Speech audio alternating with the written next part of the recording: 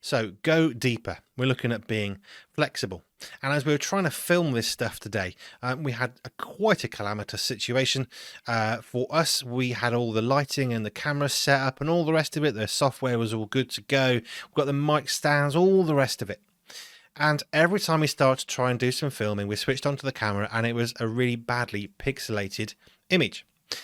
So I didn't do a very good job of what you should do in these situations. I ended up flapping about quite a bit, which I don't always do. But we uninstalled apps on various things. We updated software. We restarted and rebooted. We shut down. We did it again. We reinstalled. We uninstalled. And we did everything possible to try and fix it. We moved where the lights were positioned and how we are. And we checked everything that was going on. And then out of sheer frustration, I turned off a light. The mains light, not one of the studio lights. And all of a sudden, the problem resolved itself. We'll come back to that. But isn't that a great illustration of life, my failure? That actually sometimes there's a really simple solution. And we can be so hard about what we've got to do, we forget to think about what we could do. Let's jump into James chapter 4 as we look at this. Verse 13 through 16. Come now, you who say, today or tomorrow, we will go into such and such a town and spend a year there and trade and make a profit. Yet you do not know what tomorrow will bring. What is your life? For you are a mist that appears for a little time and then vanishes. Instead, you ought to say, if the Lord wills, we will live and do this or that. And that's James 4, 13 through 16. If you've ever been in a bath or a swimming pool and you've hit the water, you're giving it a good whack as hard as you can, what happens? Well, your hand hurts because you've hit the water. Apologies to any scientific physics type people out there, but the basic, what I see is this, is the water responds to the speed of your hand and it basically becomes harder. It becomes more resistant when you hit it harder or faster rather. And if you want to put your hand in the water for it not to hurt, you do it gently and it goes in. Flexible. The water flexes for your hand. I read a book by a really great guy. He was a soldier from the Special Air Services here in the UK, and he was talking about some stuff to do with the first Gulf War. And they'd had this guy from the United States military come along, and he talked about what happens if you get captured by the opposite force, the people you're fighting. That they're not going to be nice to you or polite to you. So how are you supposed to respond in that situation? You're probably going to be made into a prisoner of war, and various soldiers were. And what he said was this: he had been taught to be all bravado and strong, and I'm good, and I'm bigger, and I'm tougher, and I'm not being fazed by this, and nothing you can do can scare me. And what happened was he got more and more physically battered and emotionally scarred. And what they learned from that was when you're a prisoner of war, you need to appear weaker and more meek and more respectful and more unable to do things. And all of a sudden they won't see you as such a threat and someone that they want to punish and hurt. You'll actually come out of it quite a lot better. And actually the better result is you'll be less emotionally scarred from all of that. And that, again, is about being flexible. It's about that malleability, the fact that it can move. It's that hitting the water really hard or really soft. Hit it softer, it hurts an awful lot less. Let's jump through to 2 Corinthians chapter 4, verse 8, which says this: we are afflicted in every way, but not crushed, perplexed, but not driven to despair. Verse 9, persecuted, but not forsaken, struck down, but not destroyed. And what we see in that verse 8 and 9 from 2 Corinthians chapter 4, we see lots of flexibility. Things that have been attacked, but have been sustained. Now, years ago, 15, 20, or 20 years ago for me, I'd set up a worship group and in this church, and there was this lovely couple that used to come along to the practice, and they were really gifted, really great people of God. And we'd finish the practice, and I'd say, great, okay, see you guys on Sunday morning. And they would always reply with, well, God willing, we'll see you Sunday. And I used to get quite anxious about this. And one day they tackled my apprehension about the way they spoke. And they said, when we're saying God willing, it's saying we don't know if we can be here on Sunday, not because we don't have any intentions of not being here, But because we can't state that we absolutely, definitely will, because who can read the future? They weren't pessimistic either. They were just taking God's word and applying it into their daily lives. And rather than saying, yes, we'll be there, they would say, well, God willing, we'll be there.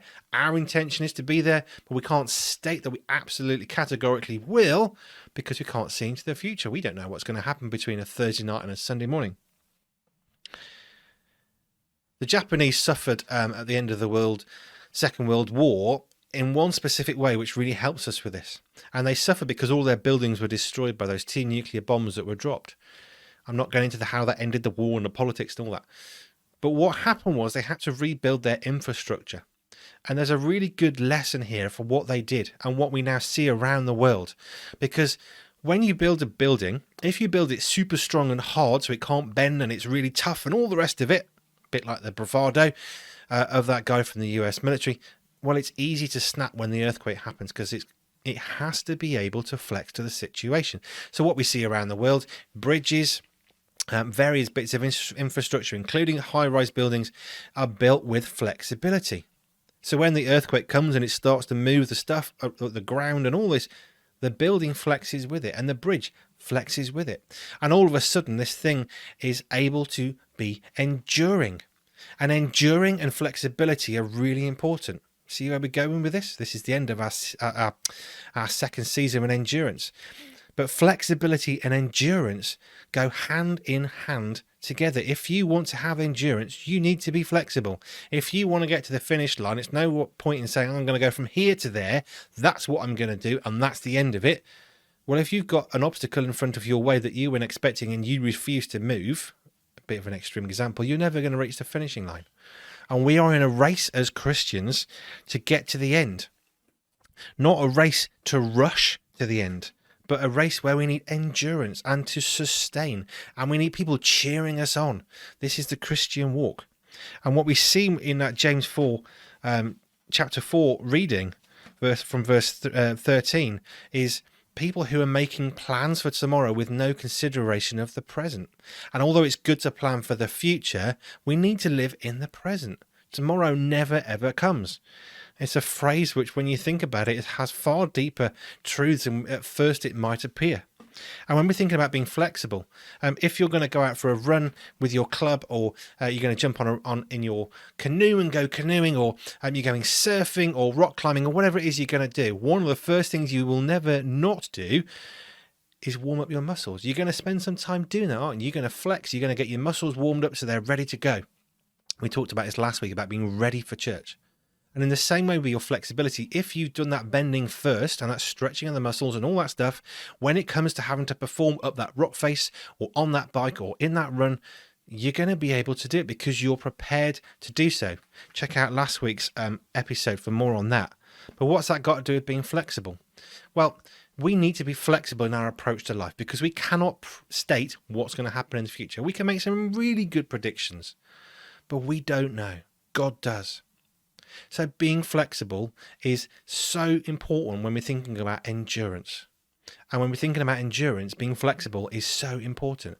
If we want to endure, we need to be flexible to life as it comes along.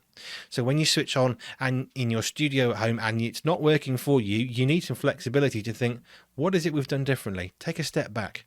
If you're really hard into it and you're trying to just rush and finish, you're going to have a mess. Or like me, get frustrated. So let's be flexible in our lives, because when we do that, we allow God far more opportunity to input into our life so we can input into the lives of others. And if you think your effort isn't good enough, just remember that God takes what we do. We might think of it as our pathetic little offering. That's the wrong attitude. That's another endurance to deal with that one. But we might think of it as our pathetic little offering, but actually God then magnifies what we do in offering to Him, and then it becomes great. Not we become great. Our offering to God can be made great by God. And it's that can be that's important, because that's our flexibility. So let's be flexible before God.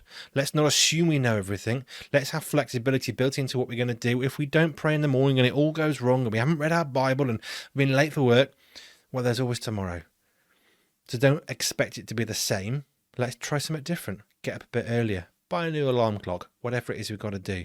Let's try and get to our goal, but let's build flexibility in all that we do, whether it's exercise physically or the far more important spiritual exercise. Let's be flexible, and then we can allow God to do more in our lives so we can be far more effective for his kingdom building here on earth when we allow him into our lives by being flexible.